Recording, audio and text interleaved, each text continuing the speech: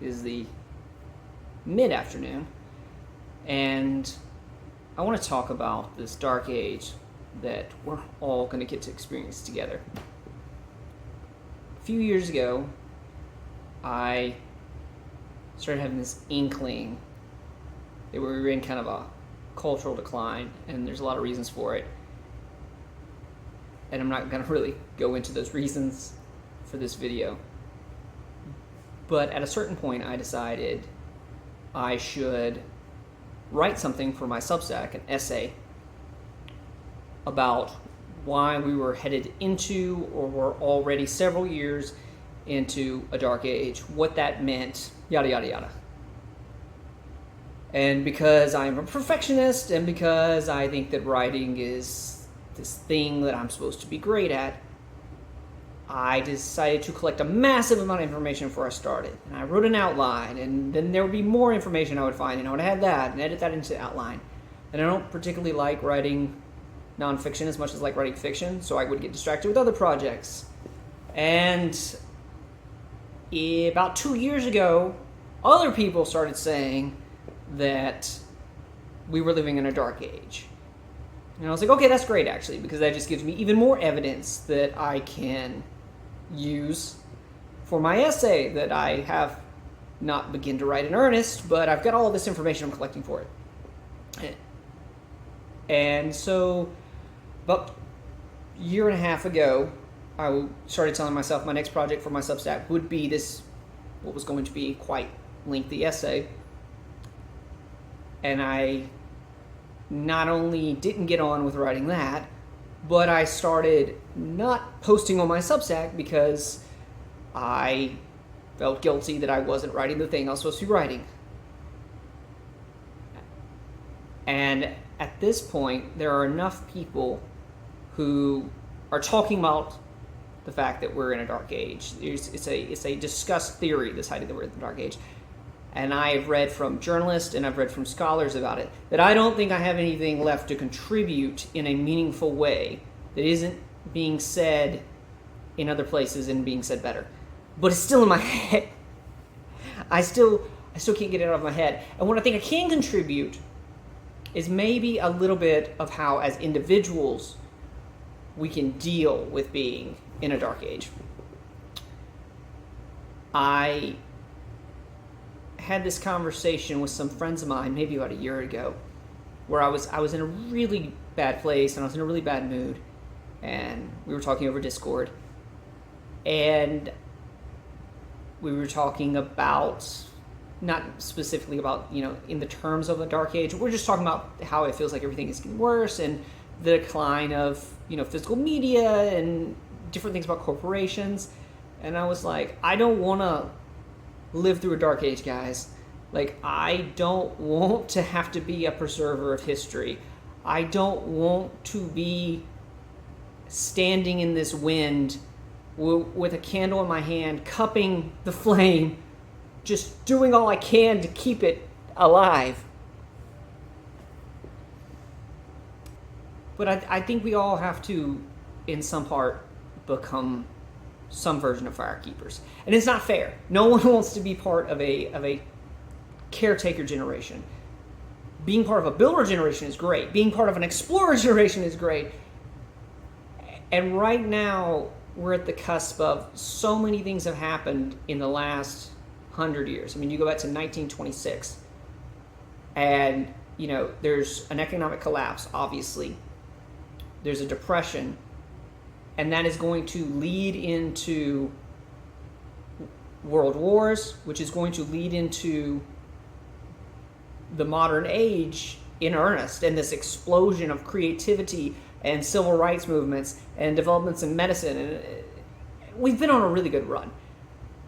And that's kind of the most important part. Like, the fact that we're in a dark age, and I do believe we're going into one. Just a few highlights, since we're not going to write the article. A lot of freshman college students can't sit down for a survey class and read a 20-page essay. They can't do it. Their minds can't do it.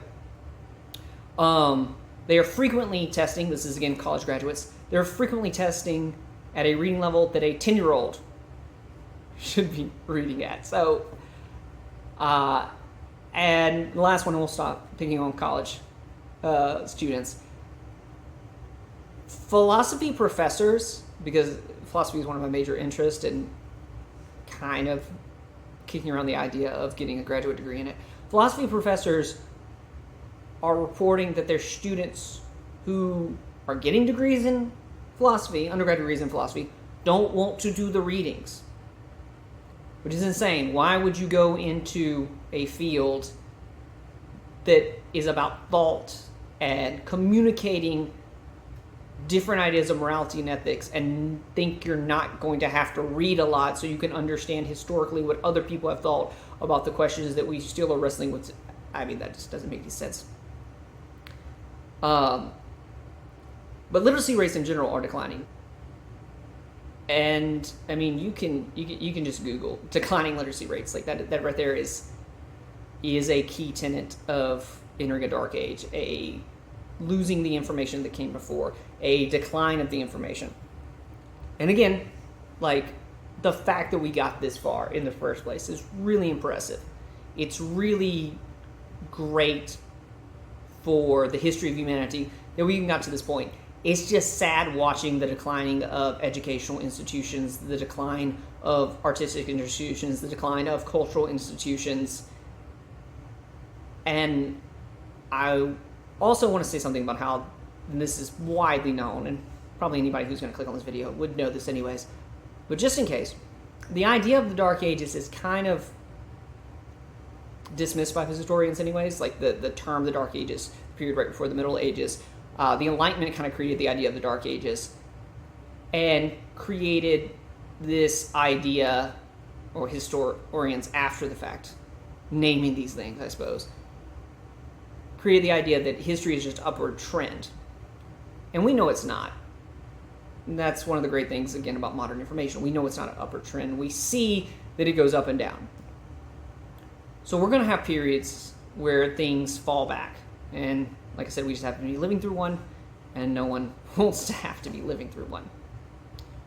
I won't spoil Interstellar for anyone who hasn't seen it, but in Interstellar, there is a scene that has also helped me kind of grapple this, where Matthew McConaughey's character is talking to his father-in-law, John Lithgow's character. And they're talking about how he was meant to be part of a adventuring, building generation, and instead he was born into a caretaker generation. And Matthew McConaughey's character doesn't want to be a builder, and because it's a movie and because of the way these stories have to go, he gets an opportunity to be more than just a caretaker.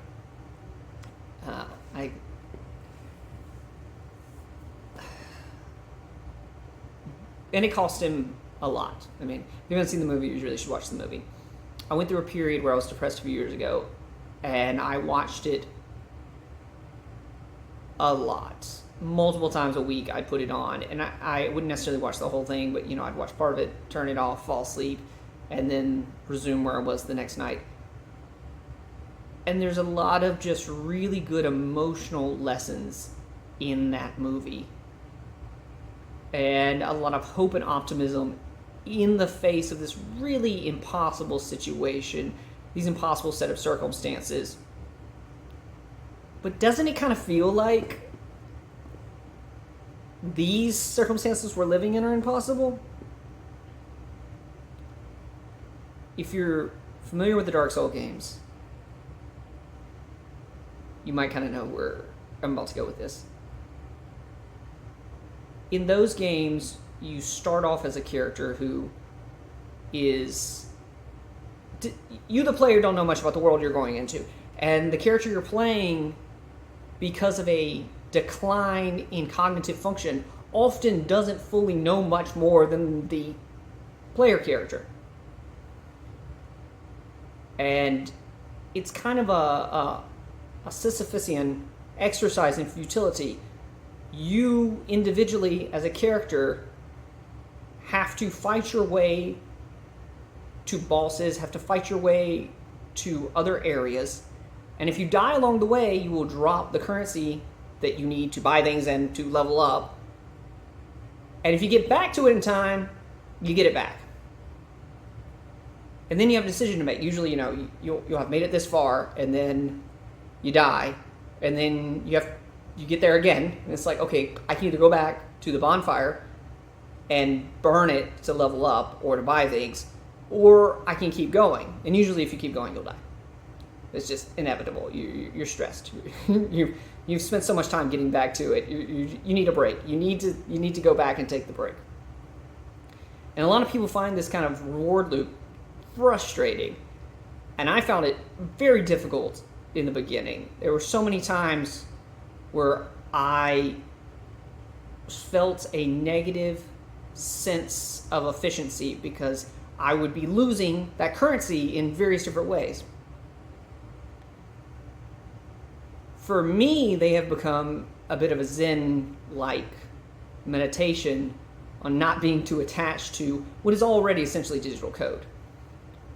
But I enjoy the games. I enjoy the challenge of the games. I enjoy the storytelling through the environment of the games. I enjoy the melancholy of the games. I didn't really realize that about myself until I just said it to you guys. In the first one especially, there are firekeepers who tend the bonfires that are essentially your save points, your refresh points, where you level up. And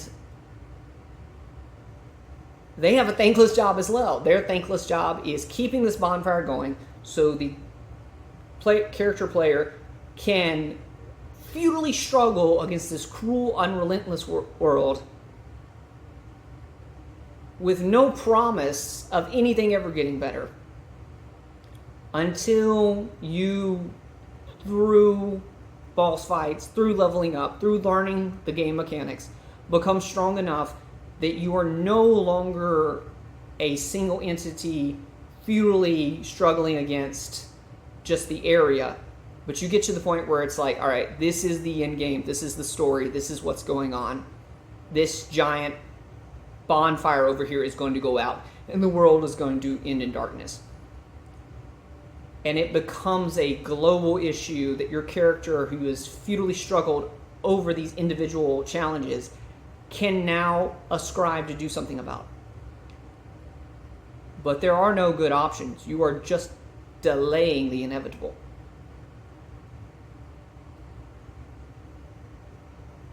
And that sounds really kind of pessimistic, but I don't think the lesson that we have to learn from that is pessimistic. We can do things individually to keep whatever fires alight we can keep alight, to help other people have more hope. And in trying to talk about this stuff, not in quite a dense format, this is very dense, I'm sorry, I didn't realize it was going to be this dense, with friends about specific things, I have found that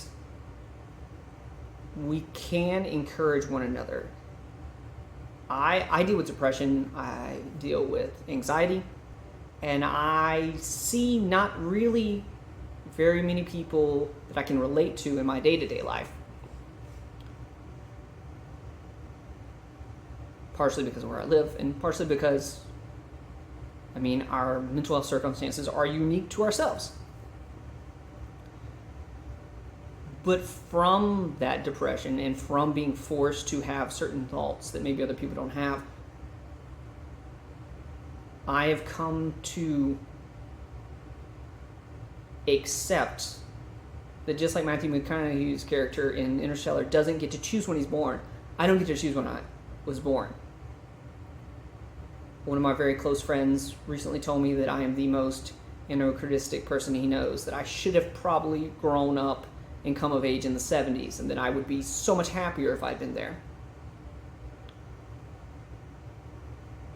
But I don't know if that's true or not. But if I were there, I wouldn't know the difference. I would have always been there, and maybe I would, want to be in a different time, If I was there and everything was great, I probably would have wished I'd been born later so I could have seen more of the future.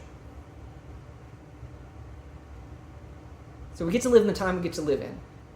And I do think we get to choose if we want to cultivate fire and try to preserve light in this dark age we're going to be living in. Or if we want to give way to nihilism or apathy or whatever, narcissistic, ego-absorbed black pill thing is going on. And it's hard to accept that we have any say over that. But we do have some say over it. Okay.